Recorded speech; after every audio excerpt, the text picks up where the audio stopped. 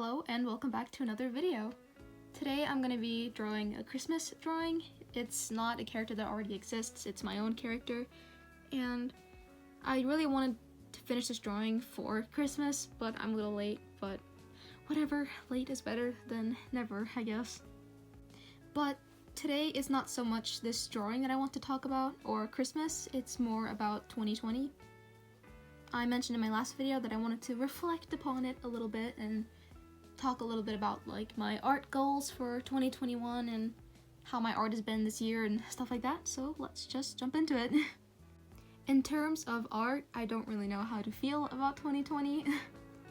2019 was probably the best year for my art. Just about all my favorite drawings were drawn last year, and I just improved so much throughout that year, and my drawings were, I don't know, really colorful. I had a lot of backgrounds, a lot of detailed drawings, and it did very well on Instagram, and yeah, I was just really proud of my 2019 art. And I don't really know what happened in 2020, but I don't know, it looks less colorful, you know, scrolling down on my feed on Instagram. Just, I don't know, a little less colorful, not so many backgrounds. So in that way, my drawings feel a little more boring to me. So yeah, that's definitely something I want to change for 2021. I want to go back to making very colorful drawings, and I want to draw more backgrounds, because that is something I should stop procrastinating. I should definitely work on improving that.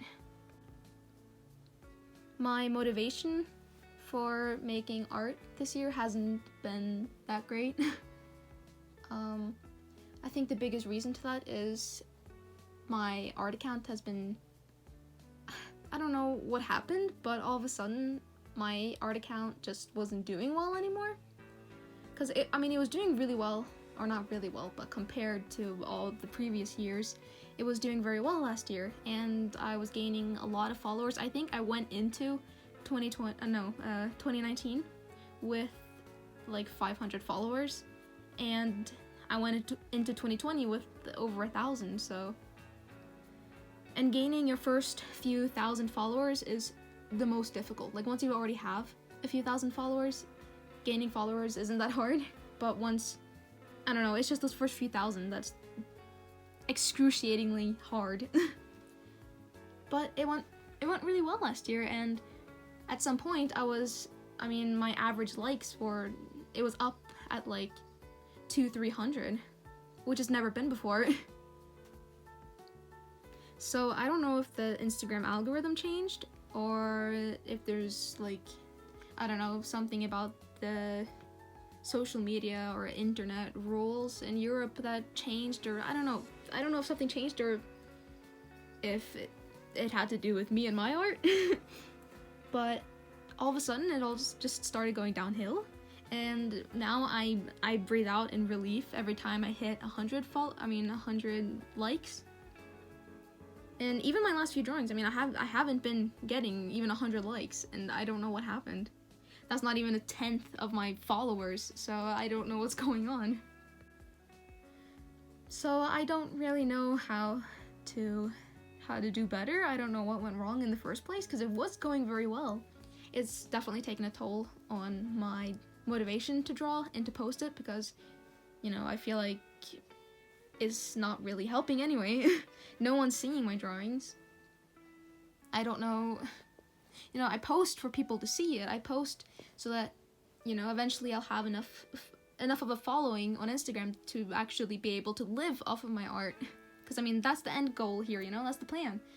I want to be an artist, and to do that I'm kind of gonna need a following, because ultimately that's where I'm gonna get my money from. So I don't know, it feels impossible. So I don't really know what changes to make to get my drawings out there. I don't know, I don't understand that Instagram algorithm. I thought I did for a while, but yeah. YouTube, on the other hand, has definitely been going a lot better than Instagram. I still only have like, I think I'm almost at 300 subscribers now, and I know that's not a lot, but considering the fact that I started with YouTube, I believe it was 2 summers ago, and I just this year started with doing voiceovers and taking YouTube more seriously. I think that's pretty well, because I don't think I even had 100 subscribers going into 2020, and now, no, yeah, my goal for 2020, I believe, was to reach 200 subscribers, and I thought that was even pushing it a little bit, and I'm almost at 300. So yeah, I have been very happy with how it's been going on YouTube, and that's an algorithm I definitely don't understand. So yeah, YouTube has been going better. Right now I'm happier with YouTube than I am with Instagram, because I really don't understand what's going on with Instagram. Another thing is that I mean, having a schedule is good. It's definitely something that everyone should have if you're trying to gain a following, you know, on any social media. Consistency is key. And, you know, like I just mentioned, I upload, not just upload, but I also post to Instagram. So I upload on YouTube and post on Instagram on Sundays. And so I've kind of got my own schedule. Like I tend to do that in the evenings. And then I push myself to post on Wednesdays as well. But I think at some point throughout the year, all of a sudden, I got more,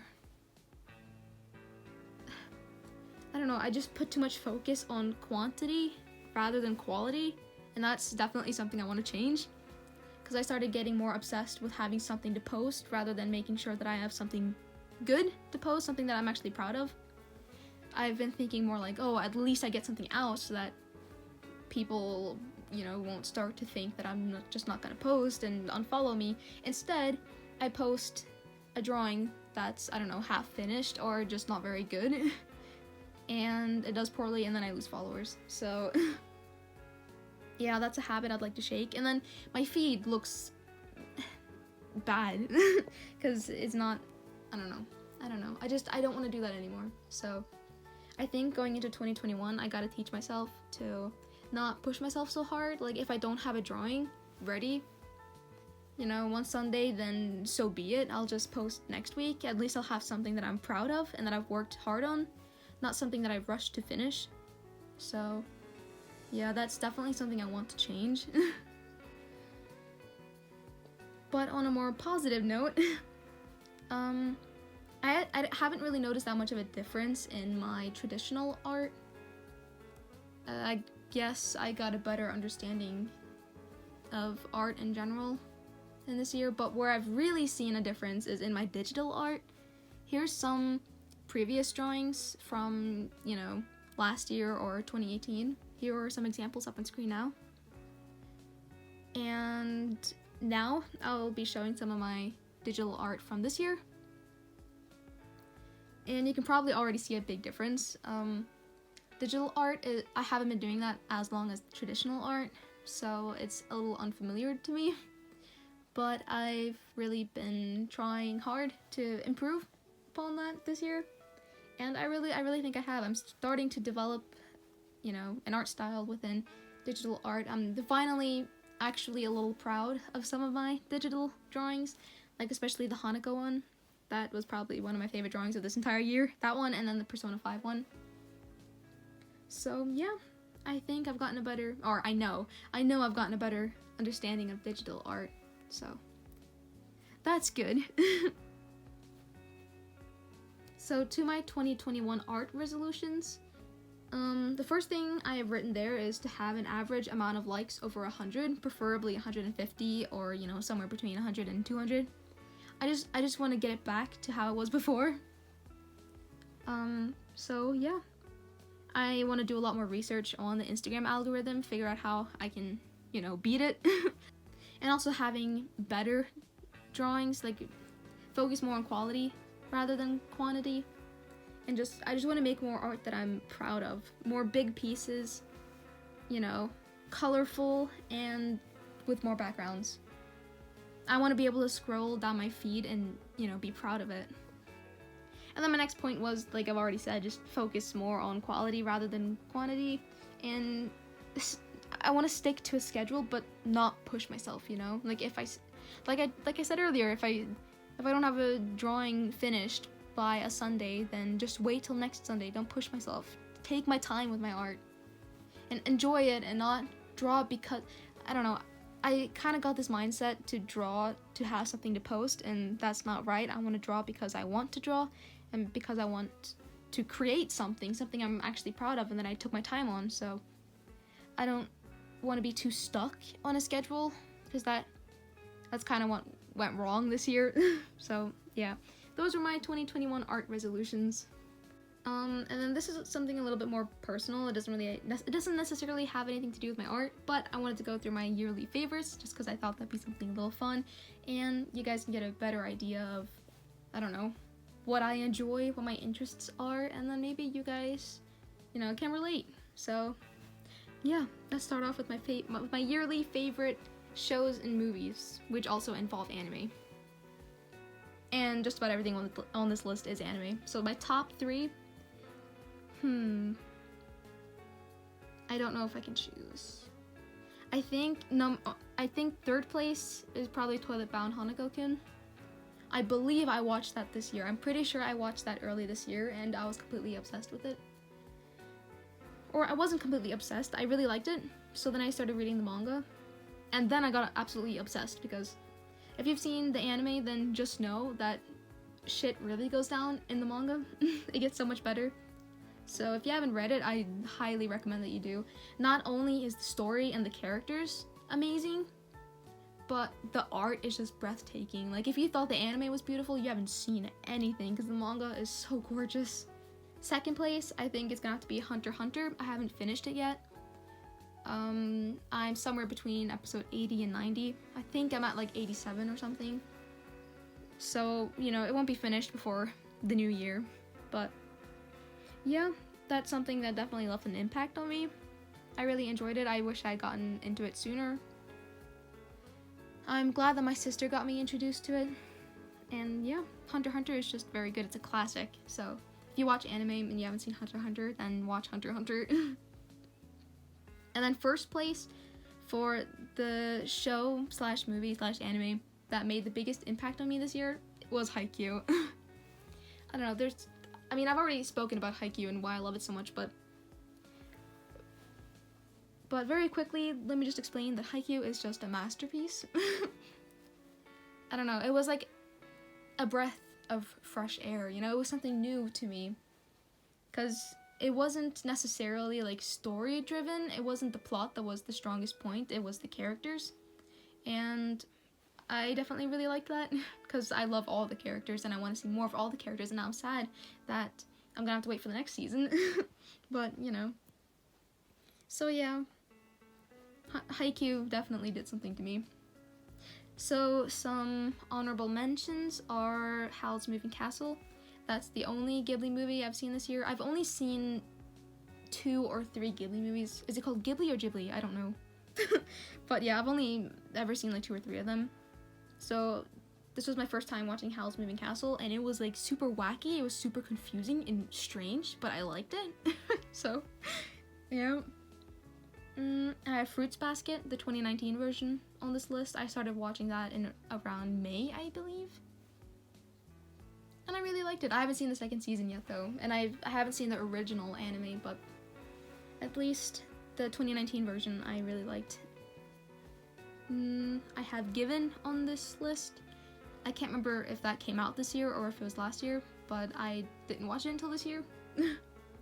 And I only watched it because my sister recommended it to me, and it was really good. I definitely recommend Given, especially if you're into music and you like more emotional stuff. Oh, and if you like more romancy stuff. And then the only movie on this list that isn't anime related is Harry Potter.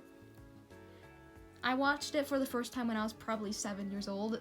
The next are my favorite songs. The third place is Freak Show by Set It Off. I really like Set It Off, and I really got into them last year, I believe, and I listened to a lot of their music, but there was one song especially that followed me into 2020 and I still listen to now, and that is Freak Show. It's just so amazing. Second place is World So Cold by 12 Stones. I think I heard this for the first time at the end of summer vacation sometime, and it was just love at first sight, or first time I heard it, I guess. Like, oh my gosh, the whole world just slowed down and it was just me and the music, and it was a beautiful moment. And first place is Here For You by Devin Williams. I will never forget the first time I heard it, and like, that was true love. That was true love. And it's just the song of 2020 for me.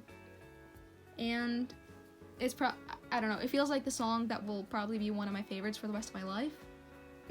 So please listen to it. I don't know why I love it so much. Some honorable mentions are Last to Know by 3 Days Grace, and then another song is Without You by Breaking Benjamin, Save Yourself, Point of No Return by Starset, and Within My Heart, and Calm Before the Storm. Those were my top 2020 songs. To my favorite games of 2020. And these aren't necessarily games that came out this year, it's just games that I played this year. And the same goes with all the categories, honestly. Third place is Fire Emblem 3 Houses. I got this for my birthday. And I think it sticks out to me because I played it so much then, and my birthday was just before the whole world went under lockdown. Because I believe my birthday was that Monday, and then later on in that week, that's when quarantine hit. So yeah, I had a lot of time to play Fire Emblem, so I played a lot of Fire Emblem. Second place is Genshin Impact. That did actually come out this year. It was only a few months ago, actually. And I've been playing so much of it. I really like it because it reminds me of Breath of the Wild, and I love Breath of the Wild, but with more characters, and I really like that because I love all the characters. And now, like, my only goal is just to unlock Albedo, or get him for the wish thing, you know?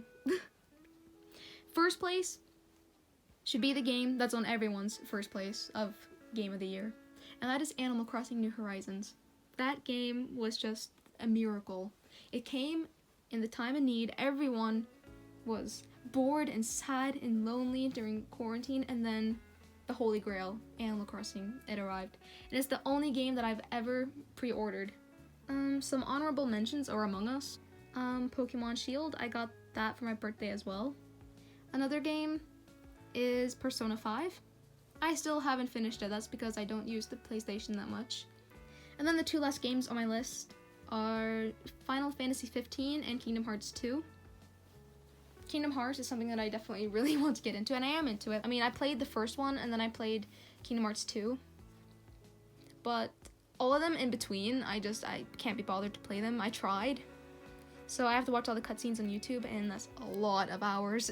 So, yeah, maybe, hopefully next year, I'll finally watch all the cutscenes, and then I can finally start Kingdom Hearts 3.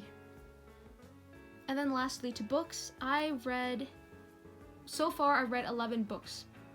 I don't believe I'll finish any books before the new year, so yeah, 11 books this year. I read all 7 Michael Vey books, then I read It, and then I read Pet Sematary, and I just finished The Stand. So, oh yeah, I also read the first Hunger Games books. I'm gonna read the 2 others once they arrive in the mail. So yep, 7 Michael Vey books, 3 Stephen King books, and 1 Hunger Games book. So third place I would give to Michael Vey. Second place I would give to the Hunger Games. I don't know, that book just did something to me, because before I read it, the rest of the year I'd pretty much just read Stephen King, and those of you that have read Stephen King books, you know how he writes, and it can be so wacky and complicated and confusing and exhausting sometimes. So it was definitely refreshing to read something a little more simple.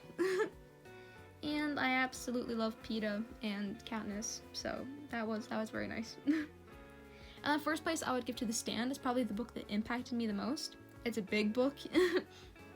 1,325 pages, I believe. It's big. It's a big book. It's about this pandemic that hits, and I believe it's like 90-something% of the world's population, you know, dies because of this pandemic. And, you know, the people that are left behind, they start having these dreams. And, you know, the bad people, they would dream of, you know, what they called the Dark Man. And then the good people, they would have dreams about Mother Abigail, and she would tell them to travel east, while the Dark Man would tell everyone to travel west.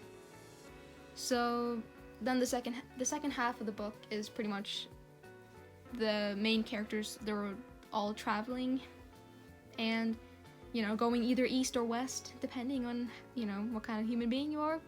And it's called The Stand because it's basically the final stand between good and evil. And I don't know, I really recommend it. It was a good book. I really did enjoy it. So yeah, that was a little bit about my 2020. Let me know if you agree with any of my interests. If you're into any of the same things as me, that would definitely be interesting. Let me know what your 2021 goals are. And I'll see you guys in the new year. See you guys on Sunday.